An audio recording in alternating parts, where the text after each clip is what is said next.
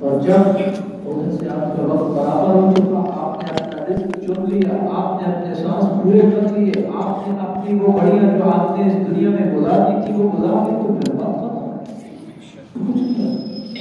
پھر کچھ نہیں ہو سکتا۔ اور جب تک آپ کا رزق باقی، آپ کے سانس باقی، آپ کے وہ لمحات باقی ہے، تو پھر موت نہیں آ سکتی۔ اس لیے خوف، پریشانی، کرب اور سنت مصطفیٰ صلی اللہ علیہ وسلم سے اعراض، یہ قابل قبول نہیں ہے۔ شاید یہ وہی دور تو نہیں جا رہا ہے کہ جس میں حضور نے ارشاد فرمایا تھا میری ایک سنت کو زندہ کرنے کا ثواب کئی شہداء کے برابر ہوگا۔ اور یہ بھی سنت ہے، میں بات کوئی اور تھی لیکن میں آپ کے بات گوش گزار کرتا چلوں، چونکہ اللہ نے آپ کو عمل صالح کی توفیق بھی دی ہے، اس لیے کہ آپ اللہ کے گھر میں آئے ہیں تو اس کی توفیق کے بغیر یہ ممکن نہیں ہے۔ میرے پیارے مصطفیٰ کریم علیہ الصلوۃ والسلام کی سنت، سلام دینا بھی حضور کی سنت، مصافحہ کرنا بھی حضور کی سنت، اور جب تک اگلا ہاتھ نہ چھڑائے اس کا ہاتھ نہ چھوڑنا بھی حضور کی سنت۔ یہ سلام نہیں ہے، یہ یحیی و یمیت، اور بھئی ایسے کوئی نہیں مرتا ہے، ایسے کوئی نہیں مرتا ہے، مرتا وہی ہے جس کی موت آتی ہے، مرتا وہی ہے جو اپنا رزق پورا کر چکتا ہے، جو اپنے سانس لے چکتا ہے، جو اپنا جو ہے جو اس کا حصہ تھا اس دنیا میں وہ پورا کر چکتا ہے، تو پھر جاتا ہے دنیا سے۔ تو پھر موت سے اتنا ڈر کہ حضور کی سنت کو، جو حضور نبی کریم علیہ السلام کی یہ سنت ہے کہ حضور نے کبھی کسی نے حضور سے ہاتھ ملایا تو جب تک اس نے نہیں چھوڑا حضور نے نہیں چھوڑا ہے، یہ حضور کی سنت ہے۔ یہ کوئی طریقہ نہیں ہے ہاتھ ملانے کا، نہیں ملانا ہے نہ ملائے، السلام علیکم ورحمۃ اللہ پہ گزارا چلا لیں، کمزوری دکھاتے کوئی بات نہیں، ٹھیک۔ اللہ رب العالمین نے ارشاد فرمایا یحیی و یمیت، وہ زندگی دیتا ہے، وہی بات۔ وَمَا لَكُم مِّن دُونِ اللَّهِ مِن وَلِيٍّ وَلَا نَصِيرٍ، اللہ کے سوا تمہارا کوئی مددگار نہیں ہے، وہ مدد کرے گا، تنگی ہو یا آسانی ہو، عسر ہو یا یسر ہو، بیماری ہو یا صحت یابی کے دن ہو، مدد ادھر سے ہی آنی، مدد ادھر سے ہی آنی ہے۔ اور جب مدد آ جاتی ہے تو پھر صحابی کھجور کی سوٹی لے کر کے تلواروں والوں کے مد مقابل چلا جاتا ہے، مدد ہوتی ہے نا۔ جب مدد ادھر سے آتی ہے تو پھر صحابی یہ نہیں دیکھتے یا رسول اللہ ہے کہ میں کھجور کی سوٹی گن کے تلوار والے نے سامنے میں جا، یہ تو گالے کوئی نہیں یا رسول اللہ، یہ تو مرنے والی گالے جی، سیدھی سیدھی موت ہے، نہیں۔ پھر جب مدد ادھر سے آتی ہے تو پھر کھجور کی سوٹی لے کر کے بھی صحابہ جو ہے وہ میدان عمل میں اتر جاتے ہیں۔ وَمَا لَكُم مِّن دُونِ اللَّهِ مِن وَلِيٍّ وَلَا نَصِيرٍ، اللہ کے سوا کوئی تمہارا مددگار نہیں ہے۔ آگے دیکھیں، اللہ رب العالمین نے ارشاد فرمایا لَقَدْ تَابَ اللَّهُ عَلَى النَّبِيِّ وَالْمُهَاجِرِينَ وَالْأَنصَارِ، اللہ نے نظر عنایت فرمائی ہے، کرم کی نگاہ فرمائی ہے اپنے پاک نبی پر بھی اور ان لوگوں پر بھی جنہوں نے اپنا سب کچھ اپنے پاک نبی کے لیے چھوڑا ہے، اور ان لوگوں پر بھی کہ جنہوں نے اپنا سب کچھ اپنے پاک نبی پہ وارا ہے، الانصار۔ اللہ نے سب کے اوپر نظر عنایت فرمائی ہے، فی ساعت العسرہ، جنہوں نے بڑی مشکل گھڑیوں میں، مشکل لمحات میں بھی اپنے نبی کا دامن نہیں چھوڑا، حضور کی غلامی سے پیچھے نہیں ہٹے ہیں، وفاداریاں تبدیل نہیں کی ہیں۔ یہ ذہن میں رکھ لیں، وفاداری دین اسلام کے ساتھ ہے، حضور کے ساتھ ہے، اس کلمے کے ساتھ ہے، اس قرآن کے ساتھ ہے، شریعت مصطفیٰ کے ساتھ ہے، حالات جیسے بھی ہوں کوئی فرق نہیں پڑتا ہے بندہ مومن۔ اس لیے کہ یہ دنیا تو سفر ہے، سفر میں کبھی آسانی ہوتی ہے کبھی مشکل ہوتی ہے، لیکن سفر تو سفر ہے، سفر تو کٹ جانا ہے، سفر تو کٹ جانا ہے، ٹھکانہ آخرت ہے، اس میں آسانی ہے بندہ مومن کے لیے۔ اللہ رب العالمین نے ارشاد فرمایا ایسے مشکل لمحات میں کہ جب کہ ایک گروہ، اپنا ہی ایک گروہ اس کے یہ تھا، قریب تھا کہ وہ کمزوری دکھا جاتے، کمزوری دکھا جاتے۔ تبوک کی بات ہو رہی ہے یہاں پہ، تبوک کی، پھر اللہ رب العالمین نے ارشاد فرمایا ثم تاب علیہم، اللہ نے ان پہ بھی نظر عنایت فرمائی ہے کہ کوئی کمزوری نہیں دکھائی ہے، اپنے پاک نبی کے ساتھ چل دیے۔ تو اس کا مطلب یہ ہے کہ جب ادھر سے معاملہ سیدھا ہو اور ادھر سے رحمت آ رہی ہو، انوار آ رہے ہوں، تجلیات آ رہی ہوں، پھر بندہ نہیں ڈگمگاتا ہے۔ اسی لیے آپ دعا کرتے ہیں نا، ربنا لا تزغ قلوبنا بعد اذ ہدیتنا وہب لنا من لدنک رحمہ انک انت الوہاب۔ میرے مالکہ کلمہ نصیب کی تو اس کلمے تے رکھے، ربنا لا تزغ قلوبنا بعد اذ ہدیتنا وہب لنا من لدنک رحمہ، اپنی پاک جنات و رحمت نازل کر، اپنی پاک جنات و ساڑھے تو مہربانی فرما، انک انت الوہاب، تو ہی بخشن ہار۔ ثم تاب علیہم، اللہ نے ان پہ بھی رجوع کی اور جو کمزوری تھی اللہ نے اس کو بھی ختم کر دیا، حوصلے دیے، ہمت دی ہے۔ یار ایک تو وہ تھے کہ جو موت کو سامنے دیکھتے تھے، آپ اس صحابی کے دل گردے کا آپ اندازہ لگانا ہے جڑا سوٹی گن کے جناب میدان چ لے گیا، ایک اسی ہے، شے نہیں، شادی نہیں، گل نہیں، جواب نہیں، ڈرنے پہ جی وہ فلانا کی ایک بندے کو چار مرض ہوتے ہیں، ایک بندے کو چار مرض ہوتے ہیں، ہم پھر بھی یہی کہتے ہیں کہ جناب یہ کرونے سے ہی کیا ہے۔ ایک بندہ شوگر سے لڑ رہا ہے، ایک بندہ کسی اور بیماری سے لڑ رہا ہے، دل کا عارضہ اس کو کب سے ہے؟ جب کرونا متعارف ہی نہیں ہوا تھا، بندہ اس سے چلا گیا، اسی پھر بھی ڈرنا ہے جناب نہیں گیا کرونے نہ رہی ہے، ایسا نہیں ہے۔ وہ جو اللہ رب العالمین نے وقت مقرر کیا اس پہ جانا ہے۔ اللہ رب العالمین نے ارشاد فرمایا ثم تاب علیہم انہ بہم رؤوف الرحیم، وہ رب اپنے بندوں کے ساتھ بڑا شفقت کا معاملہ کرنے والا ہے، بڑا مہربانی کا معاملہ کرنے والا ہے۔ اس کے بعد آپ دیکھیں 3 بندوں کا خصوصیت کے ساتھ تذکر آ رہا ہے، ان میں سے ایک کی ہستی کے اوپر آج میں نے بات کرنی ہے۔ میں پہلے ترجمہ مکمل کر لوں ان آیات کا۔ وعلی الثلاثۃ الذین خلفوا، اللہ نے ان تینوں پر بھی رجوع کیا جو پیچھے رہ گئے تھے، اللہ رب العالمین نے ان کے اوپر رجوع کیا جو پیچھے رہ گئے تھے۔ حضرت کعب بن مالک ہیں، ہلال بن امیہ ہیں، اور ایک اور صحابی ہیں، ان کا نام میرے ذہن سے نکل رہا ہے۔ یہ 3 بندے اللہ رب العالمین نے ان کے اوپر مہربانی فرمائی ہے، اور اللہ رب العالمین نے ان کی توبہ کو قبول فرمایا ہے۔ حتیٰ اذا ضاقت علیہم الارض بما رحبت، اللہ رب العالمین نے ارشاد فرمایا کہ زمین اپنی وسعتوں کے باوجود ان کے اوپر تنگ پڑ رہی تھی، اس لیے کہ ان کے ساتھ جو سوشل بائیکاٹ تھا وہ شروع ہو گیا تھا۔ وعلی الثلاثۃ الذین خلفوا حتیٰ اذا ضاقت علیہم الارض بما رحبت وضاقت علیہم انفسہم، اور وہ اپنے اندر بھی گھٹن محسوس کر رہے تھے کہ جس معاشرے میں ہم اتنا عرصہ رہے ہیں، یار ابھی یہ معمولی سے حالات پیدا ہوئی ہیں، آپ کو کوئی سنگی ساتھی سلام نہ کرے تو آپ کے دل پہ گزرتی تو ہے نا، آپ اظہار کریں یا نہ کریں، آپ کہتے ہیں یار اتنا جنا موتا کو ڈر نہیں وے سلام نہ سکیتا، حالانکہ گل ہی کوئی نہیں جی۔ ویسے ایک انٹرنیشنل جو ایک وہ ہو رہی ہے، انٹیلیجنس گیم ہو رہی ہے، اس کے پیچھے ہر ملک اپنی گوٹی چلا رہا ہے، یہ دماغ میں رکھیے گا، بالکل یہ آپ کو واضح ہو جائے گا۔ انٹرنیشنل سطح پہ ہر ملک کس کرونے کے پیچھے اپنی گوٹی چلا رہا ہے، کس نے کدھر سے چلانی ہے اور کس کو ڈیٹ کرنا ہے، یہ اپنا اپنا ٹارگٹ ہر ملک نے سیٹ کیا ہوا ہے، اس کے باوجود ہم گھبرا رہے ہیں۔ اللہ رب العالمین نے ارشاد فرمایا وَظَنُّوا أَن لَّا مَلْجَأَ مِنَ اللَّهِ إِلَّا إِلَيْهِ، انہوں نے یہ گمان یہ کیا انہیں کہ اللہ سے فرار ہو کر کے کدھر جائیں، فرار بھی اسی سے ہونا ہے اور پناہ بھی اسی در میں ملنی ہے، وہیں پہ ملنی ہے، تو لہذا فرار ہونے کی ضرورت کیا ہے۔ اللہ رب العالمین نے ارشاد فرمایا ثُمَّ تَابَ عَلَيْهِمْ لِيَتُوبُوا، اللہ تعالیٰ نے ان کے اوپر رجوع فرمایا تاکہ وہ توبہ کریں، تاکہ وہ اپنی کمزوری جو ہے اس کی معافی مانگے اپنے رب سے۔ ان اللہ هو التواب الرحیم، اللہ بڑا تواب ہے، یعنی توبہ کو قبول کرنے والا ہے، الرحیم رحم کرنے والا ہے۔ تو اللہ سے رحم وہ مانگنی چاہیے، اللہ کی بارگاہ میں رجوع کرنا چاہیے۔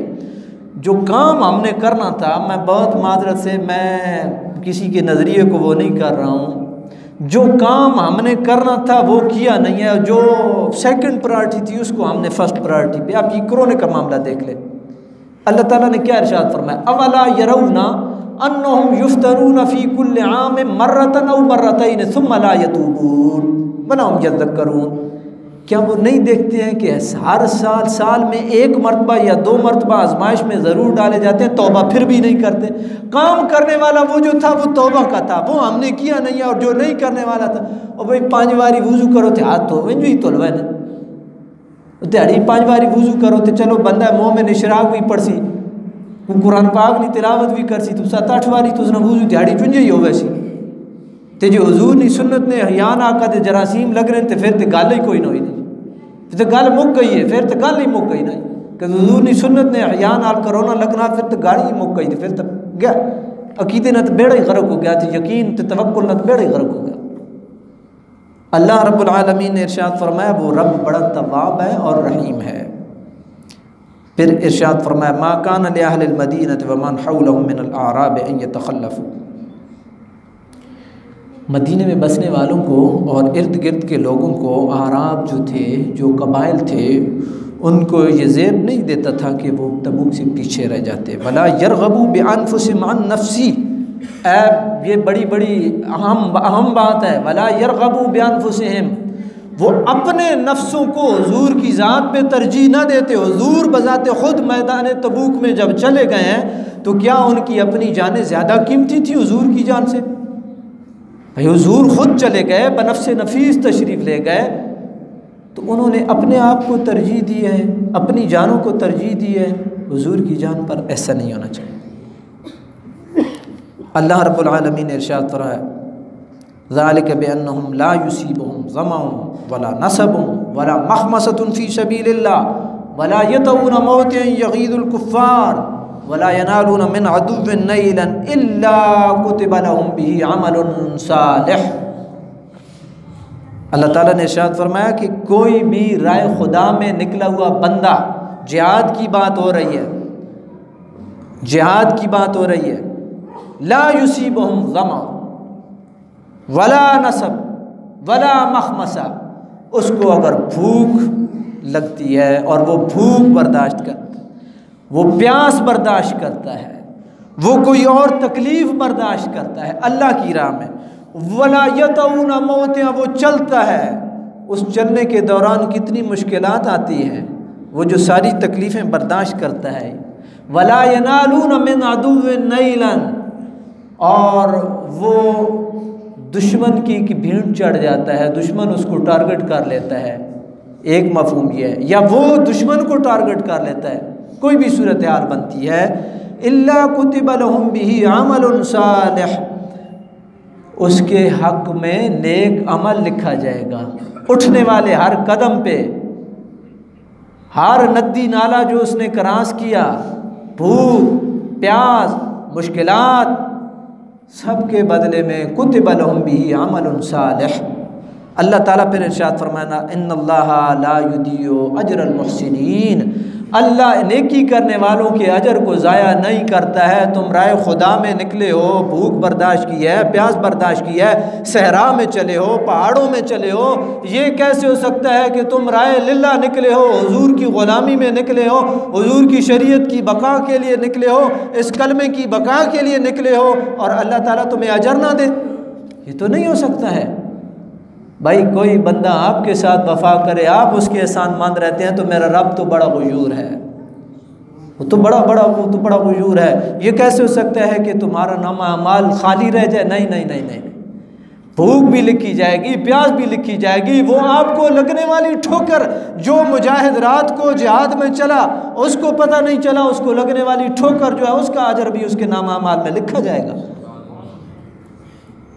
اللہ رب العالمین نے ارشاد فرمایا ولا ينفقون نفقة صغيرة ولا كبيرة ولا يقطعون واديا الا كتب لهم ليجزيهم الله احسن ما كانوا يعملون۔ غور کریں، یہ جو جہاد سے پہلو طئی والا معاملہ ہے، یہ دین اسلام میں قابل قبول نہیں ہے، اور آپ نے ایک جملہ ذہن نشین کیا، اس جملے کی درستگی شاید میں کروا سکوں یا نہیں، لیکن میں اپنا فریضہ ضرور نبھاؤں گا۔ وہ جملہ یہ ہے کہ دین اسلام اخلاق سے پھیلا ہے، لیکن اگر آپ اس کو تھوڑا سا عمیق نگاہوں سے دیکھیں تو میں یہ کہوں گا کہ دین اسلام حکمت نبی سے پھیلا ہے، محمد رسول اللہ صلی اللہ علیہ وسلم کی حکمت سے پھیلا ہے۔ جو پیار کی زبان سمجھتے تھے ان کو پیار سے سمجھایا، جو کوئی اور زبان سمجھتے تھے ان کو اس انداز میں سمجھایا۔ دین اسلام نے اپنی غیرت کے اوپر کبھی سودا نہیں کیا ہے، دین اسلام سر بلند ہونے کے لیے آئے ہیں۔ اس لیے کہ اگر آپ صرف یہی جملہ رکھتے ہیں تو وہ صحابہ جنہوں نے اپنی گردنیں کٹوائی ہیں اور اتنے اتنے زخم کھائے ہیں ان کا کیا پھر بنے گا؟ دین اسلام حکمت سے پھیلا۔ اللہ رب العالمین نے ارشاد فرمایا وَلَا يُنْفِقُونَ نَفَقَةً صَغِيرَةً وَلَا كَبِيرَةً، وہ لوگ جنہوں نے اللہ کی راہ میں تھوڑی قربانی دی یا بہت قربانی دی۔ کوئی ایسی بھی تھے جنہوں نے مٹھی بھر کھجوریں حضور کی بارگاہ میں پیش کی اور پھر اللہ رب العالمین کے حبیب نے ارشاد فرمایا کہ اس کے صدقے میں اللہ نے سب کی قبول کر لی، صغیرتاً ولا کبیرتاً، چاہے وہ عثمان غنی جیسے امیر کبیر آدمی ہو۔ اللہ رب العالمین نے جس نے جو قربانی دی ہے، اللہ رب العالمین نے ارشاد فرمایا کہ اللہ ان کو بہتر جزا اللہ نے دی ہے اور اللہ تعالیٰ نے ان کو اجر سے اور ثواب سے نوازا ہے۔ اب آب گرامی وعلی الثلاثۃ الذین خلفوا میں 3 بندوں کا ذکر ہو رہا ہے جو تبوک کے موقع پہ پیچھے رہ گئے تھے۔ ان میں ایک ہستی حضرت کعب بن مالک کی ہے۔ حضرت کعب بن مالک نبی کریم علیہ الصلوۃ والسلام کے ان 3 جو حضور کے مداح صحابہ تھے، نعت خوان صحابہ تھے، حضرت حسان بن ثابت، عبداللہ بن رواحہ اور حضرت کعب بن مالک ان میں سے ایک ہے، لیکن وہ روایتی نعت خوان نہیں تھے۔ حضرت کعب بن مالک روایتی نعت خوان نہیں تھے۔ احد میں 11 زخم کھائے ہیں، حضرت کعب بن مالک نے احد میں 11 زخم کھائے ہیں۔ جب حضور نے کہا نکلو تو وہ نکلے نبی کریم علیہ الصلوۃ والسلام کی ذات گرامی کے ساتھ۔ تبوک میں پیچھے رہ گئے، بندہ ہے، بشر ہے، کمزوری ہو جاتی ہے، لیکن 2-3 باتیں میں آپ کے گوش گزار کروں گا، وہ واقعہ آپ کے سامنے ہے۔ حضرت کعب بن مالک خود کہتے ہیں کہ مجھے کوئی مسئلہ نہیں تھا، میں جسمانی طور پہ بھی صحیح تھا اور میں مالی طور پہ بھی مستحکم تھا، اور اللہ کی کرنی کہ تبوک کے موقع پہ میرے پاس 2 سواریاں تھیں، ایک بھی نہیں 2 تھیں، لیکن نہیں جا سکوں۔ میں نے کہا کہ ابھی پہنچ جاؤں گا، ابھی پہنچ جاؤں گا، ابھی پہنچ جاؤں گا۔ تو یہ تو احساس مجھے ہوا کہ جب حضور نے تبوک کے موقع پہ پہنچ کر کے حضور نے ارشاد فرمایا کہ کعب کدھر ہیں، تو ایک بندہ بولا، صحابی رسول بولے کہ کعب کو دنیا نے سال پسند بنا دیا ہے۔ مطلب یہ تھا کہ کعب بن مالک نہیں آ سکے۔ کہتے میں بس اس چکر میں تھا کہ جو ہے میں پہنچ جاؤں گا، سواری میرے پاس ہے، لیکن میں نہیں پہنچ سکوں۔ نبی کریم علیہ السلام نے اعراض اختیار کی۔ کہتے ہیں پھر مجھے اس وقت بڑا شدت سے احساس ہونے لگا کہ جب میں مدینے میں نکلتا نا، یا مجھے بچے نظر آتے، یا مجھے عورتیں نظر آتی، یا مجھے بوڑھے نظر آتے، یا مجھے وہ جو شرعی معذور ہیں، کوئی بیچارہ ٹانگوں سے معذور ہے، یا کوئی بوڑھا ہے، یا کوئی نابین ہے، وہ مجھے نظر آتے۔ تو میں نے کہا یار میں تو ٹھیک ٹھاک ہوں۔ انسان کو اور تو محسوس ہوتا ہے نا کہ یار سارے لوگ جو ہیں وہ حضور کی معیت میں اور حضور کی غلامی میں نکل گئے ہیں، تو یہ تو کوئی بہت بڑی کمزوری ہو گئی ہے۔ کہتے ہیں مجھے پھر یہ احساس جو ہے نا شدت سے مجھے اس احساس نے تنگ کرنا شروع کیا۔ واپس آئے نبی کریم علیہ السلام، تقریباً 80 لوگ رہ گئے تھے۔ تو کہتے ہیں ان میں سے کچھ تو وہ تھے کہ جن کے اوپر منافقت بالکل واضح تھی۔ میں جب ان کو دیکھتا میں کہ انہوں نے گل ہی نہ کرے تو ہے نہیں منافق، جڑے منافق انہوں نے حضور نال کے ٹرنا سی، اور جڑے منافق انہوں نے حضور نال کے ٹرنا سی۔ میں تو گل اپنی کرنی بھائی جناب، یہ تو بڑی یہ تو کمزوری ہو گئی ہے۔ میں ٹھیک ٹھاک ہاں، سواری میرے کو ہے، کوئی اور مسئلہ کوئی نہیں، میں کیوں نہ گیا جی تبوک۔ تو آپ کہتے ہیں کہ مجھے پھر جب نبی کریم علیہ السلام واپس آئے نا تو لوگوں نے عذر پیش کیے، یا رسول اللہ یہ تھا، یا رسول اللہ یہ تھا، یہ تھا، یہ تھا۔ میں نے کہا جو بات صحیح ہے وہ صحیح ہے، میں نے جھوٹ نہیں بولنا ہے، اپنے پاک نبی کی بارگاہ میں جا کر کے جو بات سیدھی سیدھی ہے اس کو سیدھا سیدھا بیان کر دینا۔ کہتے مجھے اپنے قبیلے والوں نے بھی کہا کہ جو ہے کوئی بہانہ کر لو، تو میں نے کہا نہیں، وہ اس میں دو بندے تھے، ایک تھے حضرت ابو قتادہ اور ایک اور صحابی تھے جنہوں نے کہا کہ نہیں، جو بات ہے وہ سیدھی سیدھی بیان کرو، حضور کی بارگاہ میں جو بات ہے وہ سیدھی سیدھی بیان کرو۔ اس کا مطلب یہ ہے کہ یاد رکھیے، جب آپ کے مشیر آپ کو صحیح مشورہ دیتے ہیں تو پھر ازل سے آپ کی قبولیت ہوتی ہے، اور پھر آیتیں اترتی ہیں الگ طور پہ وعلی الثلاثۃ الذین خلفوا، ان تینوں کی بھی اللہ نے توبہ قبول کی جو پیچھے رہ گئے تھے۔ سچ میں طاقت ہوتی ہے، سچ میں قوت ہوتی ہے۔ ان کو پتہ تھا کہ حضور کے اوپر مخفی نہیں رہنا ہے، نبی کریم علیہ السلام کو پتہ چل ہی جانا ہے۔ جنہوں نے تبوک کے موقع پہ باقی کسی کا نہیں پوچھا، پوچھ لیا کعب بن مالک کدھر ہے بھی، تو مخفی تو رہنا نہیں ہے۔ تو آپ نے سیدھی سیدھی بات کی۔